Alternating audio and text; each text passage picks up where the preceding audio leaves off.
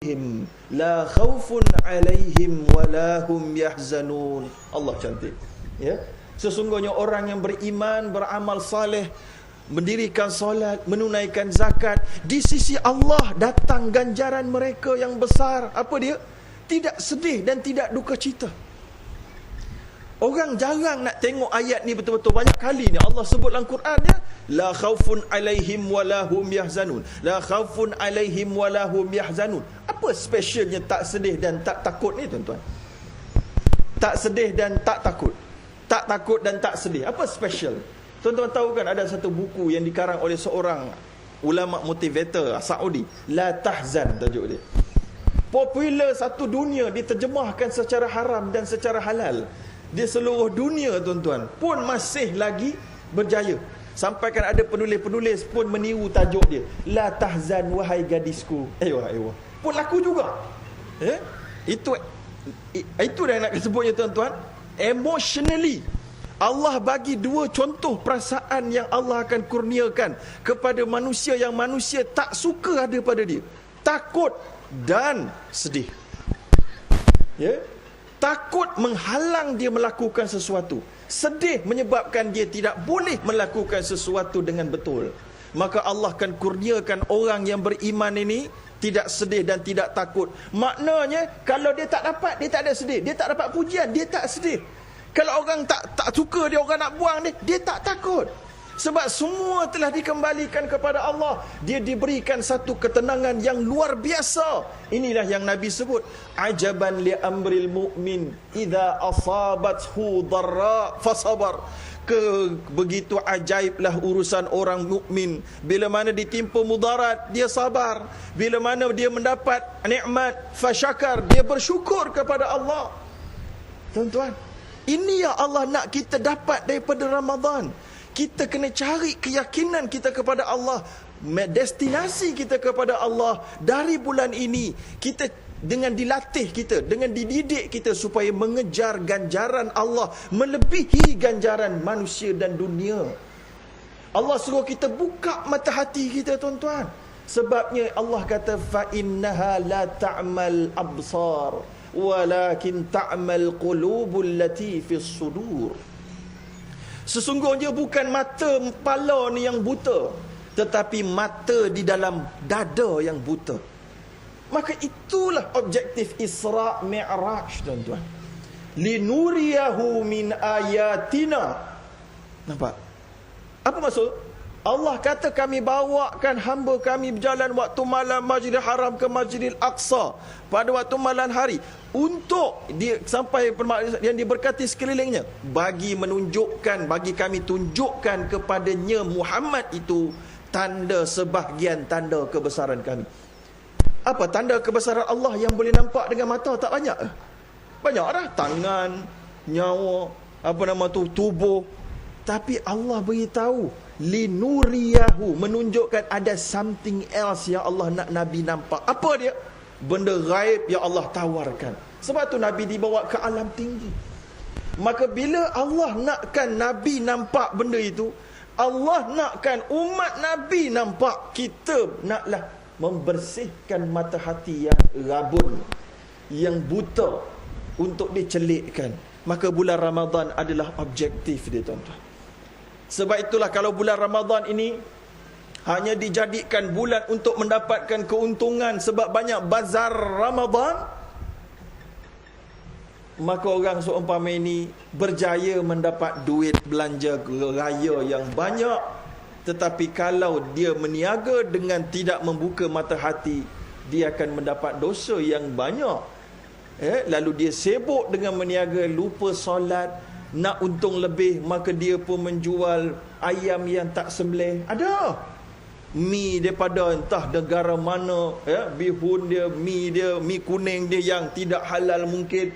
Peduli orang nak mudarat, janji murah, janji tahan lama. Kita beli mi banyak-banyak, nanti tak laku, busuk, rugi kita. Baik kita beli mi yang walaupun tak disahkan halal, kita ambil saja, tahan lama. Walaupun kimia ke tak kimia, boleh rosak badan orang, lantak kau punya pasal lah, janji aku boleh jual. Lahirlah manusia seumpama ini tuan-tuan. Maka itu substance yang pertama. Berapa minit ni? Nak datang ni 3 jam tuan-tuan. Nak balik ni 3 jam lagi. Okay. Tak apa. Setakat yang saya mampu ya. Itu substance yang pertama. Substance yang kedua, ya. Substance, lupa. Sebelum masuk substance yang kedua, satu lagi. Bila mana dah dikurniakan keberkatan tadi, dah dibukakan mata hati tadi ni tuan-tuan, maka apa yang dia bergerak, umurnya berkat, hartanya berkat, makanannya berkat, pakaiannya berkat, isterinya berkat, suaminya, anaknya, rumahnya berkat dan seumpama. Lalu dia jadilah orang yang cukup dengan apa yang Allah berikan. Inilah dia salah satu di antara fraction elemen yang disebut oleh Sayyidina Ali erti taqwa, ar-ridha bil qalil, ya? Ar-ridha bil qalil, mencukupi dengan yang sedikit lalu dirasakan banyak.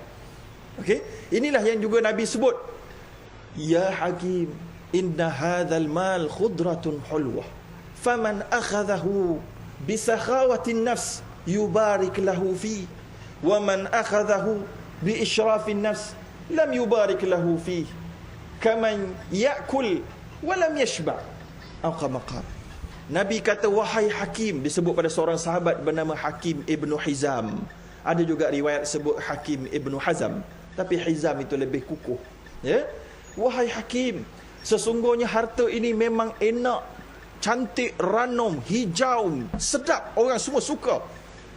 Tetapi ingat, Nabi kata, tapi ingat, sesiapa yang dapat harta, dapat kesihatan, dapat pangkat, dapat semua material dunia ini, bisa khawatin nafs, dengan rasa rendah diri, syukur, hadza fadlun min rabbi liyabluwani aashkur am akfur, ini kurniaan Allah untuk menguji aku syukur ataupun kufur.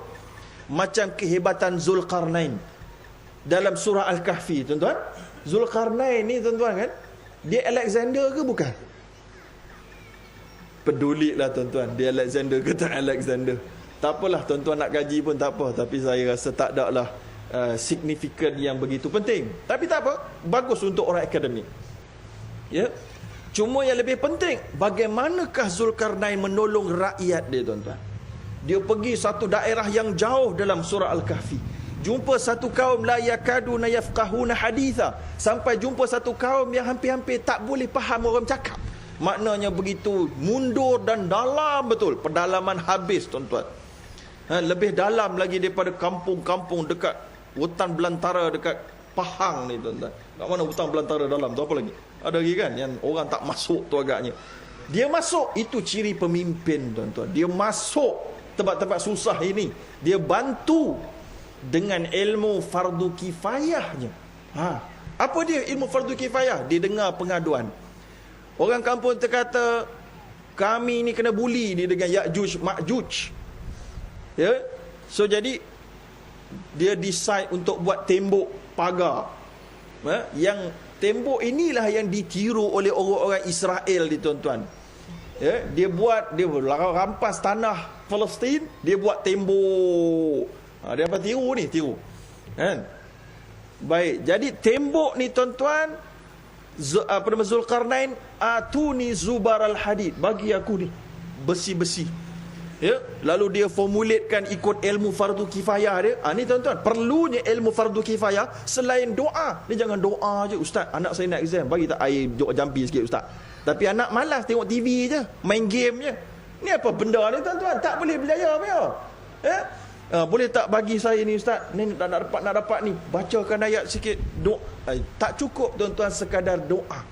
Sebab itulah Nabi kata, apa nama, lau tawakkaltum 'ala Allahi haqqa tawakkuli, kalau kamu bertawakal kepada Allah sebenar-benar tawakal, la razaqakumullah kama yurzaqut tayr, nescaya Allah akan memberikan kamu rezeki sebagaimana Allah memberikan rezeki kepada burung, yang mana dia keluar dalam keadaan kempis perutnya dan dia kembali dalam keadaan wataruhu bitana, taghdu khimasa wataruhu bitana, dia kembali perut dia kembung. So burung tu tak ada usaha ke? No, dia keluar tu usaha tu. Ingat dia keluar saja. Dia kena ada ilmu nak terbang, ilmu nak picit kat mana arah kompas nak balik, dia tahu. So kena ada usaha. So jadi kita kembali balik. Zulkarnain menggunakan ilmu dia hampir dengan Allah, dengan ilmu fardu kifayah, lalu berjaya membentuk tembok. Dan tembok ini disebut dalam surah Al-Kahfi, tidak boleh famasta'u lahu naqba, yang tak boleh ditebuk. Apa hebatnya tebuk pula? Runtuh kan tak boleh? No. Nak beritahu lagu ni. Orang-orang dulu ni tuan-tuan, zaman-zaman tak ada simen ni, ya, biasanya mereka ni expert dalam tebuk menebuk ni tuan-tuan. Tebuk menebuk apa dia? Dekat Jordan tuan-tuan, dia ada satu namanya Petra. Tuan-tuan tahu? Nanti balik tengok Google. Petra.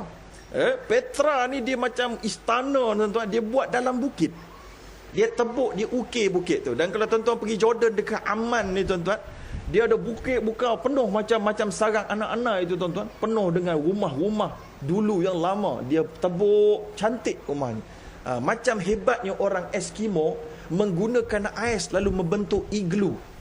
Tuan-tuan tak kerti buat. Cuba buat dekat balik rumah, ambil air batu dekat dalam peti ais tu, cuba buat. Boleh? Tak jadi tuan-tuan. Tak jadi. Saya pun try buat juga masa kat UK. Sehari macam mana buat iglu? Tak boleh. Susah, tak ada kepakaran tersebut. Tapi sebab satu lagi cuaca tak sejuk. Tapi tak apalah, kepandaian dia mengukir dan menebuk adalah ekspertis pada zaman itu. Dan Allah beritahu mereka tak boleh tebuk tembok ni. Nak menunjukkan dahsyat sangat. Dia punya pencapaian tu luar biasa. Tetapi apabila rakyat dia merasa kagum dengan pemimpin dia, iaitulah Zulkarnain. Hebat betul Zulkarnain ni. Ilmu dia up to date, ilmu fardu kifayah. Masa itulah Zulkarnain dengan segera berkata, qala hadza rahmatun min rabbi. Ingatlah, ini rahmat Allah, rahmat Tuhan kita ni. Fa idza jaa wa'du rabbi ja'alahu dakka. Apabila datang ke janji Allah untuk menghancurkan semua yang ada atas dunia, ni yang hebat ni, penghancur. Nampak tak tuan-tuan? Bagaimana Zulkarnain mengajar rakyatnya tentang mengembalikan kejayaan dunia ini kepada Allah. Ya, apabila saja ada sesiapa yang merasakan sebab aku berada dekat sinilah menang kita ni, sebab aku berada dekat sinilah kita hebat, sebab aku berada dekat sinilah kita boleh buat kerja ni, kalau aku tak ada, tak boleh jalan kerja ni. Bila ada saja makhluk-makhluk yang seumpama ini, ketahuilah itu tanda kehilangan bantuan Allah. Kalau tuan-tuan nakkan bantuan Allah, apa saja kepakaran yang kita ada, kembalikan kepada Allah. Syukurlah kepada Allah. La azidannakum, kami berikan tambah. Kufur maksud dia kita rasa kita yang buat. Kita rasa kita yang buat. Inilah yang disebutkan oleh Nabi tadi ni. Siapa yang mendapat harta dengan rasa tunduk, cukup, rasa syukur, lalu yubarik lahu fi, akan diberkati pada hartanya. Wa man akhadahu bis israfin nafs, siapa yang ambil harta dengan rasa tasharruf, tashrif, yang macam selalu apa nama pemimpin gerakan Islam sebut, bila dilantik menjadi pemimpin, ini adalah taklif, bukan tashrif. Apa maksud tu? Ini tanggungjawab dan amanah, ini bukannya keuntungan, ini bukannya kemuliaan. Tapi orang yang tak diberkati ni, dia dapat harta, dia rasa kemuliaan. Dia dapat kereta Mercedes. Oh, ini kemuliaan ni. Kemuliaan. Kau kereta kancil je, aku Mercedes. Macam, kan? Aku rumah besar, kau kecil. Aku mulia, kau tak mulia. Aku pangkat besar, profesor.